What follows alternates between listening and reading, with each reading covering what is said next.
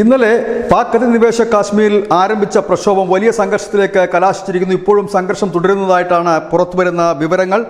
സർക്കാരിൻ്റെ അനീതിക്കെതിരായ, അതായത് പാക് ഭരണകൂടം അമിതമായ നികുതികൾ അടിച്ചേൽപ്പിക്കുകയും ഒപ്പം തന്നെ പവർ കട്ട്, വൈദ്യുതി വിച്ഛേദിക്കുകയും ഒക്കെ ചെയ്തുകൊണ്ട് കാലങ്ങളായി ദ്രോഹിക്കപ്പെടുന്ന ഒരു ജനതയുടെ വലിയ പ്രക്ഷോഭമായിരുന്നു. ആ പ്രക്ഷോഭത്തെ അടിച്ചമർത്തുമെന്ന് പാക് ഭരണകൂടം പറഞ്ഞിരുന്നു. ഇന്നലെ പോലീസിൻ്റെ നരനായിട്ടാണ് നടന്നത്. ഈ സമരത്തിൽ പങ്കെടുത്ത പലരെയും കാണാനില്ല എന്ന ഒരു വാർത്ത കൂടി പുറത്തു വരുന്നു. പലരും തടങ്കലിലാണ് എന്നൊരു വാർത്തയും വരുന്നു. ഇതോടുകൂടിയാണ് ജനം കൂടുതലായി തെരുവിലേക്ക് എത്തിയത്. ഇവരെ വിട്ടയക്കണമെന്നാണ് പ്രധാന ആവശ്യം. ഒപ്പം തന്നെ കടകമ്പോളങ്ങളെല്ലാം ദിവസങ്ങളായി തന്നെ അടഞ്ഞു കിടക്കുകയാണ്. 10-ാം തീയതി മുതൽ സമരം ആരംഭിച്ചതാണ് വിവിധ സംഘടനകളുടെ ആഭിമുഖ്യത്തിൽ. ഏതായാലും സ്ഥിതിഗതികൾ ഇന്ത്യ നിരീക്ഷിച്ചു വരികയാണ്. മുൻപ് അമിത്ഷായും രാജ്നാഥ് സിംഗും ഒക്കെ പറഞ്ഞതുപോലെ ഒരു തുള്ളി രക്തം ചീന്താതെ പാക് അധിനിവേശ കാശ്മീർ ഇന്ത്യയുടെ ഭാഗമാകുമോ എന്ന് നോക്കിയിരിക്കുന്നു ഒരു ജനതയാണ് ഇന്ത്യയിലുള്ളത്. News desk news India Malayalam.